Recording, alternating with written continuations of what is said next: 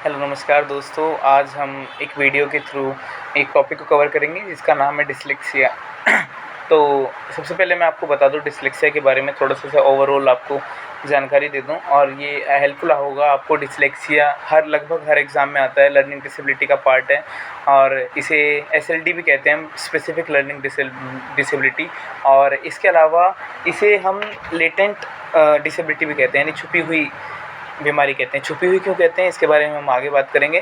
तो चलिए स्टार्ट करते हैं पढ़ना, जिसका नाम है डिसलेक्सिया। तो डिसलेक्सिया के बेसिक के बारे में हम जैसे कि बात कर ही रहे थे कि ये एक रीडिंग डिसऑर्डर होता है, ठीक है। सबसे पहले लर्निंग डिसेबिलिटी के बारे में थोड़ा और ऊपर से बात कर लेते हैं, नीचे नीचे धीरे धीरे डिसेंट्रलाइज होते हुए चलेंगे। तो सबसे पहले लर्निंग डिसेबिलिटी क्या होती है। लर्निंग डिसेबिलिटी का मतलब है कि ऐसी डिसेबिलिटी, एक ऐसी डिसेबल मतलब काम नहीं करने वाला, डिसेबल एक चीज़ थी जो एबल था, जो चीज़ कर सकता था, अब वो डिसेबल हो चुका है, वो चीज़ नहीं कर सकता। तो वो किस फील्ड में, लर्निंग की फील्ड में। तो लर्निंग में कोई डिसेबिलिटी आ जाना, यानी कि आपको लर्न करना है। लर्न करना क्या होता है, किसी भी एनवायरनमेंट को अपने अनुसार ढालना या कुछ सीखना, तो सीखना लर्निंग होता है। तो अब सीखने के माध्यम से हम देखें तो सीखने में अड़चन आना लर्निंग डिसेबिलिटी है। अड़चन किस तरह की आना, अब उसके बारे में हम बात कर रहे हैं और टॉपिक का नाम है डिसलेक्सिया। तो लर्निंग डिसेबिलिटी जिसके अंदर हमको रीडिंग में प्रॉब्लम आती है उसको हम कहते हैं डिसलेक्सिया। डिसलेक्सिया की और बेसिक बातें मैं आपको बता दूं। डिसलेक्सिया में होता क्या है कि इंटेलिजेंस जो है आपकी बिल्कुल नॉर्मल होती है। ऐसा नहीं होता कि डिसलेक्सिक कोई पर्सन है तो उसकी आईडी होगा वो इंटेलेक्चुअली डिसेबल होगा। नहीं, इंटेलेक्चुअली वो बिल्कुल डिसेबल नहीं होगा, वो बिल्कुल नॉर्मल होगा, हर चीज़ जनरली कर सकता होगा। लेकिन उसके अंदर एक ही प्रॉब्लम होगी कि जब वो रीडिंग करेगा ना तो उसको रीडिंग करने में प्रॉब्लम्स आएगी। तो इसके अलावा इसके अलग अलग डिग्रीज़ होती हैं, कई लेवल्स पर ये नापा जाता है और इसको हम नोटिस कर सकते हैं मिनिमम स्कूल में। देखो, अगर आप स्कूल नहीं जाएंगे तो आप कभी रीडिंग नहीं करेंगे। अब कोई अनपढ़ आदमी है, कोई किसान है, वो रीडिंग नहीं कर रहा, एक्चुअली वो या तो पढ़वा ले रहा है अपने लेटर किसी से या वो मोटे मोटे काम करे जा रहा है, पर वो कभी रीडिंग नहीं कर रहा प्रॉपर। तो अगर जब तक आप स्कूल सिस्टम में नहीं आओगे, जब तक आप रीडिंग नहीं करोगे, तब तक डिसलेक्सिया जो है वो आइडेंटिफाई ही नहीं हो सकता। और इसके अलावा ये एक न्यूरोलॉजिकल प्रॉब्लम है। और न्यूरोलॉजिकल प्रॉब्लम कैसे है कि इसमें पता नहीं चलता, ठीक है। ये न्यूरोलॉजिकल प्रॉब्लम है और ये ब्रेन से कनेक्टेड है। ऐसा नहीं कि हम पढ़ रहे हैं तो हमारे मुंह में कुछ प्रॉब्लम है, दांत में कुछ प्रॉब्लम है, हाथों में कुछ प्रॉब्लम है, ऐसा नहीं है। ये कनेक्शन में प्रॉब्लम है पीछे। ये एक न्यूरोलॉजिकल डिसीज़ है। और इसकी हिस्ट्री के बारे में अगर मैं बात करूं तो ये 1881 में ऑसवोल्ड बरखान ने इसको फर्स्ट टाइम जो है वो रिकॉग्नाइज़ किया था, इसके सिम्टम को ऐसा रिकॉग्नाइज़ किया था।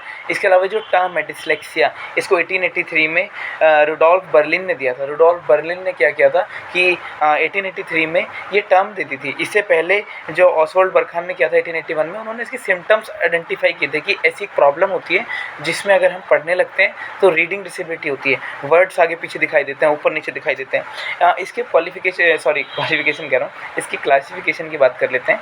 क्लासिफिकेशन में क्या होता है कि हम चीज़ों को बांटते हैं। डिसलेक्सिया भी कई टाइप का हो सकता है, तो हम एक्चुअली इसके टाइप्स पढ़ने जा रहे हैं। तो टाइप्स में इसका जो पहला टाइप है वो है डेवलपमेंटल। डेवलपमेंटल में क्या होता है, ये एज के साथ चेंज हो जाता है। आपने इससे पहले भी मैं और भी वीडियोस बनाऊंगा जिसमें डेवलपमेंट के बारे में बात करूंगा और अच्छे से आपको बताने की कोशिश करूंगा। तो डेवलपमेंट में क्या, डेवलपमेंटल के अंदर क्या होता है कि ये एज के साथ चेंज हो जाता है। जैसे कोई छोटा बच्चा है, उससे अगर मैं कहूँ अखबार पढ़ो, 7 साल का बच्चा जिससे सिर्फ ABCD आती है, तो क्या वो न्यूज़पेपर रीडिंग कर पाएगा? नहीं कर पाएगा। धीरे धीरे उसकी जो लर्निंग डिसेबिलिटी है वो कम होती चली जाएगी और कुछ टाइम बाद वो अखबार पढ़ना शुरू कर देगा। हमारे साथ भी यही होता था।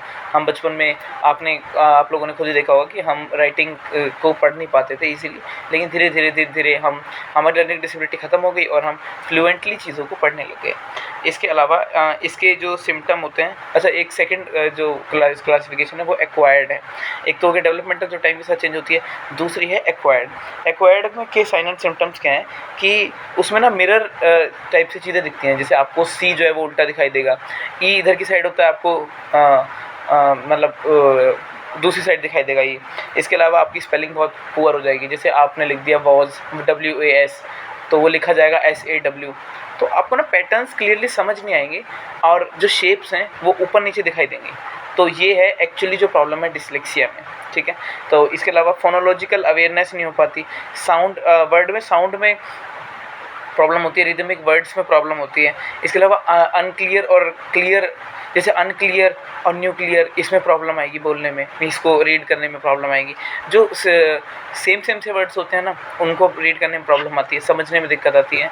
और इसके अलावा इसके साथ में मल्टीपल डिसेबिलिटी भी हो सकती है कि आदमी को डिसलेक्सिया, उसके साथ में उसकी विजुअल प्रॉब्लम हो सकती है, ऑडिटरी प्रॉब्लम हो सकती है, उसके साथ डिस्ग्राफिया प्रॉब्लम हो सकती है। और ज़्यादातर क्या देखा गया है कि जितने भी ADHD बच्चे हैं उनको जो है डिसेबिलिटी बहुत ज़्यादा होने के चांसेस होते हैं, और वो डिसेबिलिटी ज़्यादातर जो है डिसलेक्सिया होती है। तो डिसलेक्सिया जो है वो ADHD के साथ बहुत ज़्यादा पाई गई है। इसके अलावा हम इसके कॉजेज़ के बारे में बात कर लेते हैं कि क्यों होती है। एक्चुअली हमको कोई बहुत ज़्यादा खास कॉजेज़ का पता चलता नहीं है, तो हम हर चीज़ को किससे रिलेट करते हैं, हेरिडिटी और इन्वायरमेंट से। तो हम कहने लग जाते हैं कि भाई हेरिडिटी का कुछ रोल रहा होगा, कुछ इन्वायरमेंट का रहा होगा, और इसलिए हमको ये बीमारी हो गई। उसके अलावा इसको डायग्नोस कैसे करेंगे, अभी कॉजेज़ हैं तो पता कैसे चलेगा, कैसे पता चलेगा कि डिसलेक्सिया है। तो कुछ एक तरीका है fMRI, जिसको हम कहते हैं फंक्शनल मैग्नेटिक रेजोनेंस इमेजिंग। आपने MRI सुना होगा, तो ये फंक्शनल MRI है, थोड़ा सा और डीप में जाके MRI होता है, यानी कि उस फंक्शन के लेके कि बॉडी कैसे फंक्शन कर रही है, तो छोटी छोटी चीज़ों का MRI करने लगते हैं। इसके अलावा एक इन्होंने बताया PET एक तरीका है, जिसे कहते हैं पॉजिट्रॉन एमिशन टोमोग्राफी। तो इससे हम पता कर लेते हैं कि पर्सन को डिसलेक्सिक है और कितना ज़्यादा डिसलेक्सिक है, ठीक है। और हम और भी बहुत सारे तरीके हैं जिनसे पता कर सकते हैं, और फैमिली हिस्ट्री जान सकते हैं, ठीक है। प्रीनेटल इश्यूज़, कोई पैदा होने से पहले क्या प्रॉब्लम थी, तो हम उन इश्यूज़ से बात कर सकते हैं। अच्छा, ये जो वर्ड्स हैं ना, प्रीनेटल्स या इन्फेंसी या टोडलर, इस टाइप के वर्ड्स पे मैं कोशिश करूँगा कि एक है ना वीडियो और बनाऊँ, ताकि आप लोगों को ये सब चीज़ें क्लियर हो जाएँ कि प्रीनेटल को क्या कहते होंगे, ठीक है। पोस्ट, अच्छा प्री और पोस्ट वर्ड कहीं भी आ जाते हैं, तो अगर आपको नहीं भी पता ना वर्ड का, तो भी आप बहुत इजीली उन्हें ब्रेक डाउन कर सकते हैं कि प्री का मतलब पहले, पोस्ट का मतलब बाद में। तो इस टाइप से अगर कोई बहुत सारे टर्म्स इकट्ठे हो जाएंगे तो मैं उस पर भी एक वीडियो बनाने की कोशिश करूँगा। अच्छा, उसके अलावा प्रीनेटल हो गया, और इसके अलावा क्या क्या था, इसमें लैंग्वेज डिफरेंसेस आ जाते हैं, ठीक है। लर्निंग मैं क्या कह रहा था, एक सेकेंड। लर्निंग में प्रॉब्लम आती है लैंग्वेज को रीड करना बहुत प्रॉब्लमेटिक लगता है। वो वाली लैंग्वेजेस हम रीड नहीं कर पाते हैं जिसके अंदर बहुत ज़्यादा ही लेटर्स होते हैं, बहुत घुमावदार लेटर्स होते हैं, उनको हमको रीड करना बड़ा मुश्किल हो जाता है। कुछ एक टाइप के जैसे PUT पुट, पर BUT पुट नहीं होता, as we know in English. हमको पता है कि भाई ये अलग अलग हैं, ठीक है। तो इस चीज़ को समझने में बड़ी प्रॉब्लम आती है। जो डिसलेक्सिक पर्सन होता है, जनरल आदमी पर समझ जाता है इजीली, ठीक है। इसके अलावा इसके अलावा जो लोगोग्राफिक लैंग्वेज है, लोगोग्राफिक, इसमें बहुत सारे लोगोज़ का यूज़ होता है। जैसे मैंड्रिन है, चाइनीज़ की लैंग्वेज है, जिसे कहते हैं कि बहुत ही हार्ड लैंग्वेज है, और उसके अंदर ना बहुत ज़्यादा सिंबल्स होते हैं, इतने ज़्यादा सिंबल्स होते हैं, और बहुत छोटे छोटे उनमें गैप होता है कि जैसे ऐसे कुछ बना हुआ है, वहाँ से हल्का कट गया तो ये बन गया, कुछ इधर कट गया तो ये बन गया, और उसको वैसे रीडिंग डिसेबिलिटी है, उसको प्रॉब्लम हो रही है रीड करने में। तो वो जितने ज़्यादा ऐसे सिंबल वाली लैंग्वेज होगी तो और दिक्कत आएगी। तो हमें ये भी पता चला कि हम कुछ लैंग्वेजेज हैं, जैसे फिनलैंड की लैंग्वेज है, उसको समझना बहुत ईजी है, क्योंकि उसमें उतने ही कम है, ठीक है, ये सिंबल्स कम है। जितनी ज़्यादा सिंबल वाली लैंग्वेज है उसको समझने में प्रॉब्लम होती है। तो इसका डायग्नोस कैसे करेंगे, ठीक है। डायग्नोस कैसे करेंगे का मतलब है कि हम कैसे आइडेंटिफाई करेंगे पर्टिकुलरली कि इस बंदे को जो है वो डिसलेक्सिया है। तो उसके लिए हम एक प्लांट ऑब्जर्वेशन करेंगे। आप सबसे अच्छी चीज़ है कि आप ऑब्जर्वेशन कर लो, ठीक है, बहुत आसान है ऑब्जर्वेशन करना। इसके अलावा सीरीज़ ऑफ टेस्ट करेंगे हम, और हम फोकस करेंगे इसकी रीडिंग और स्पेलिंग पे कि भाई कैसे स्पेलिंग को पढ़ता है, कैसे रीड करता है।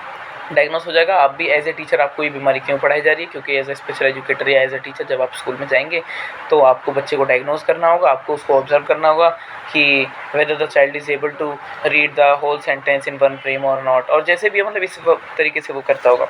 अब इसका जो हम ट्रीटमेंट की अगर बात करें तो इसका कोई ट्रीटमेंट नहीं है।